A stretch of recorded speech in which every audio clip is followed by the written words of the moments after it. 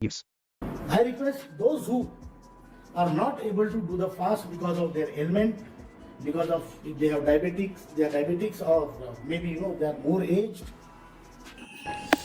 नमस्कार ईपीएस 95 पेंशनधारकों, आपका स्वागत है हमारे यूट्यूब चैनल टेक्निकल मोदी 2.0 में। ईपीएस 95 पेंशन बढ़ोतरी को लेकर हाल ही में एक बड़ी बैठक का आयोजन भी किया गया था और कमांडर अशोक रावत जी जो कि पीएम नरेंद्र मोदी जी से मिलने के लिए भी गए थे। वहां पर क्या हुआ और हेमा मालिनी जी द्वारा क्या प्रतिक्रिया जताई गई, पूरी जानकारी हम आपको इस वीडियो के माध्यम से बताने वाले हैं। साथ ही में बात की जाए तो श्रम मंत्रालय द्वारा कई बड़े अपडेट भी जारी किए जा रहे हैं और साथ में उनके बारे में भी हम आपको कुछ जानकारी देने वाले हैं, जिससे कि आपको काफ़ी हद तक कुछ जानकारी के साथ साथ फ़ायदा भी आप उठा सकते हैं। पूरी जानकारी हम आपको इस वीडियो के माध्यम से देने वाले हैं। यदि आप चैनल पे नए हैं और चैनल को सब्सक्राइब कर सकते हैं और बेल आइकन को ऑल पे प्रेस कर सकते हैं। चलिए बढ़ते हैं अपनी खबर की तरफ। सबसे पहले बात की जाए तो ईपीएस 95 पेंशन बढ़ोतरी को लेकर कमांडर अशोक रावत जी जो कि पीएम नरेंद्र मोदी जी से मिलने के लिए गए थे और साथ ही में माननीय हेमा मालिनी जी भी कमांडर अशोक रावत जी के साथ मिलने के लिए गई थी,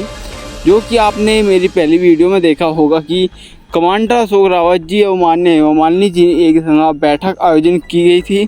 उसमें हमारे कुछ ईपीएस 95 पेंशन धारक और हेमा मालिनी जी और कुछ ऐसे व्यक्ति थे भी जो कि काफ़ी उचित परिणाम दे सकते थे। साथ ही में उन्होंने प्रधानमंत्री नरेंद्र मोदी जी से मिलने की बात की और उन्होंने प्रधानमंत्री जी के मिलने के लिए जो कि डेट निर्धारित की थी वह कल की डेट थी और वहां पर वे मिलने के लिए भी गए। पर कमांडर अशोक रावत जी और माननीय हेमा मालिनी जी द्वारा यह बात बताई जा रही है कि पीएमओ ऑफिस में जो कि प्रधानमंत्री नरेंद्र मोदी जी तो मिले नहीं और वहाँ पर उन्होंने पीएमओ ऑफिस गए और पीएमओ ऑफिस में जाने के बाद उन्होंने कुछ जानकारी इकट्ठा की। साथ ही में कुछ उनको ऐसी भी जानकारी मिली जिससे कि कुछ अन्य पेंशन धारक जैसे कि ईपीएस 95 पेंशन धारकों के लिए विशेष सूचना तो नहीं मिली, पर कुछ ऐसे पेंशन धारक जैसे कि विधवा पेंशन, वृद्धा पेंशन धारक, कई अन्य पेंशन धारकों के लिए काम चल रहा है। यानी कि उन पेंशन धारकों को आने वाले समय में कुछ बड़ी और भी खास सुविधाएं भी मिल पाएगी। पर जब कमांडर अशोक रावत जी द्वारा उनसे यह बातचीत की गई कि ईपीएस 95 पेंशन धारकों की पेंशन बढ़ोतरी के संबंध में क्या प्रतिक्रिया चल रही है, क्या ईपीएस 95 पेंशन धारकों का जो प्रपोजल था वह कहां तक पहुंचा, जो कि अब बात की जाए तो श्रम मंत्रालय का इसमें क्या बड़ा रोल है। श्रम मंत्रालय का इसमें सबसे बड़ा रोल ये है कि जो प्रपोजल है वह श्रम मंत्रालय में अटका हुआ है, जो कि हमारे श्रम मंत्री जी द्वारा जब चुनाव का दौर जारी था यह बात बताई गई थी कि प्रपोजल को आगे बढ़ा दिया जा चुका है, वह वित्त मंत्रालय भेज दिया जा चुका है। पर अब यह बात सामने आई है कि जो प्रपोजल था वह श्रम मंत्रालय में ही अटका हुआ है, जो कि श्रम मंत्री द्वारा अभी उस प्रपोजल पर कोई भी प्रतिक्रिया नहीं जताई गई है, कोई भी बड़ा काम नहीं किया गया है।